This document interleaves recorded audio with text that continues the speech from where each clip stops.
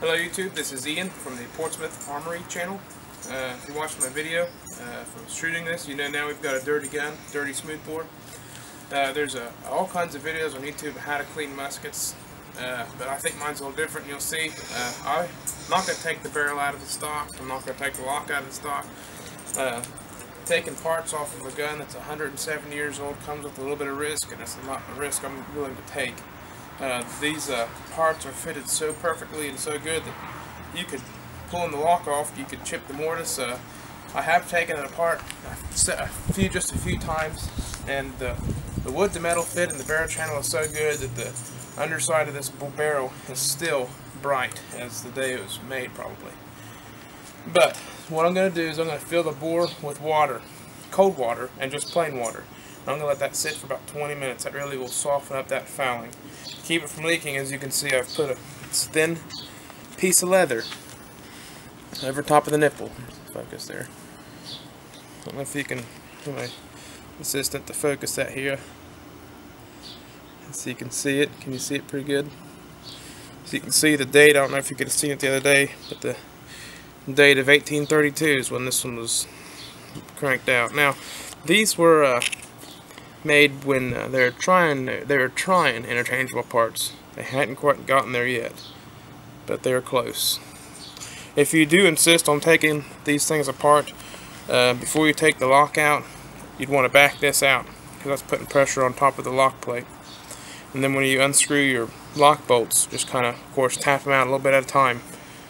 The lock will come out. But I digress. Okay, I'm going to go ahead and fill the bore with water. And then we're going to let her sit for about 20 minutes.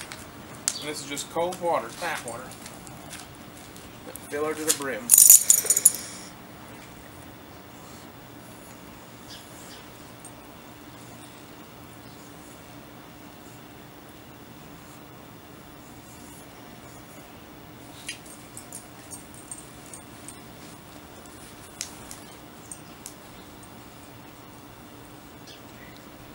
Alright, make sure that it's not leaking down here.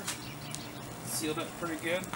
Another reason why I don't like to take the barrel out of the stock, every time you do that, the point of impact changes just a little bit. And there's another method some people use, and I actually like it, but I don't have a hose or a nipple that big, but they'll take the nipple out and get one with a really big flash hole in it, stick a hose on the end of that and drop that into a bucket of water, and clean it out that way. That's really effective on getting all the crud out of the flash channel. But as you'll see, this really here isn't too bad either. Alrighty, thank you. Alrighty, it's been soaking for about a half hour now.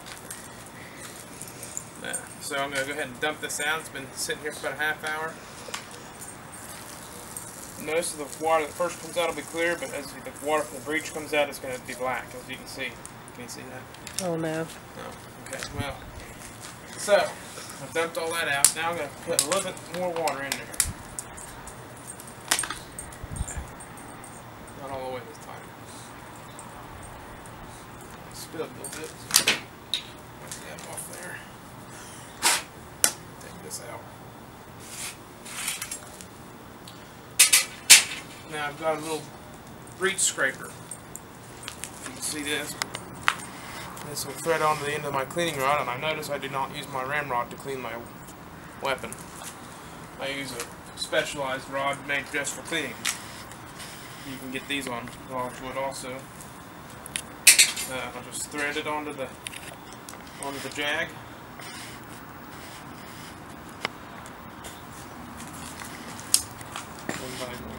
Run her down in there. It's got a muzzle protector on it and everything. I'll just scrape the breech out, which it's really soft now due to letting the water sit in there. Take it out. And it's going to be messy now because it's wet in there.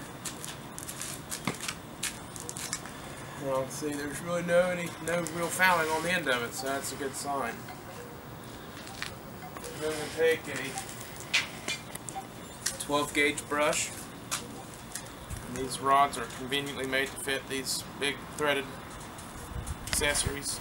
I'll thread that right on the end of that. The bore's still halfway full of water. I'm going to just start scrubbing. muzzle protector over it. Scrub.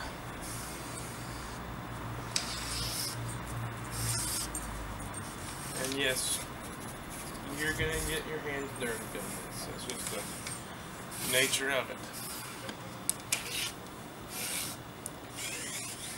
This is the worst part of it though. Once you get done with the scrubbing and the water, the rest of it ain't so bad. I really recommend getting a rod dedicated for cleaning instead of using your ramrods.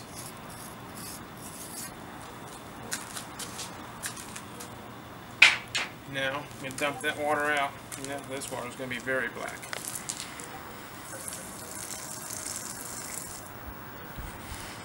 Now I'm going to put more water in it. Now we're just going to slosh it around.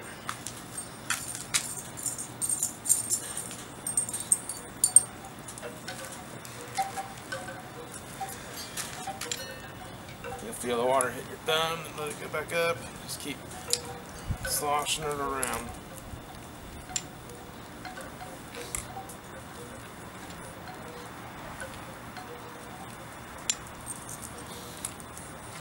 Dump that out. Not as black. I'm going to take the rest of my water, top it off, fill her up. Not top it off, but dump the rest of my water in there and repeat.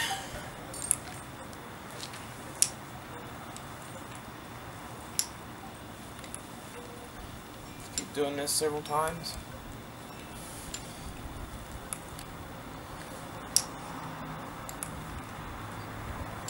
Go ahead and dump it out.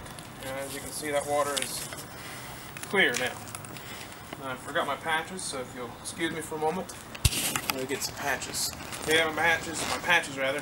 Now this is what some people call moose milk. This is 50-50 Ballistol and water, just in a spray bottle.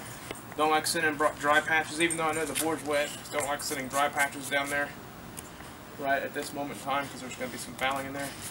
Now, I know there's going to be a little bit of moisture or water down there, so if I take the nipple, that little leather piece off, water's going to leak all over the stock. So I'm going to send a couple patches down there with the leather on it, try and absorb some of that water that's down in there.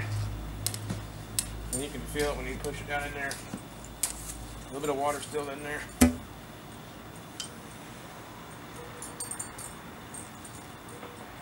Key to getting rid of the fouling is moisture.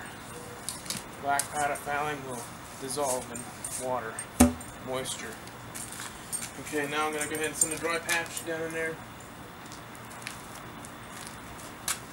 And this will absorb all the rest of the moisture down in there. Most of it anyways.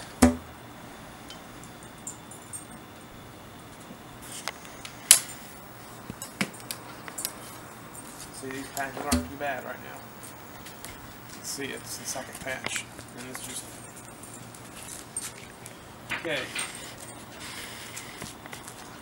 Now, a couple of tools I'm going to need. I'm going to take the nipple out and I'm going to clean the bolster area. These are a couple of tools I use that are real handy for that. They really get in there. These are dental picks.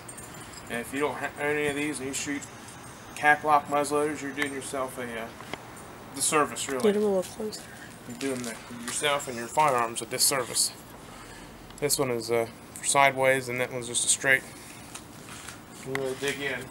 Now, here is a T-handled nipple wrench with the bore down to keep any water from coming out.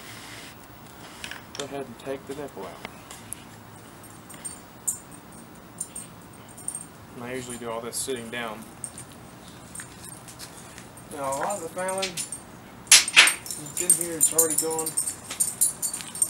We're going to take this, I'm going to scrape it out, and it's still a little hard, but it can be scraped out.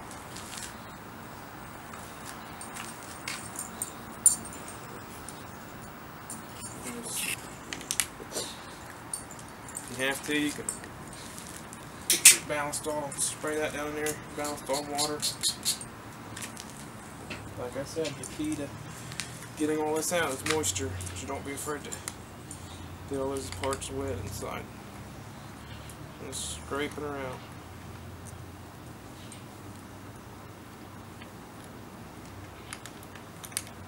I'm going to continue to scrape this. I'll come back to you if any thing I can think of important comes up.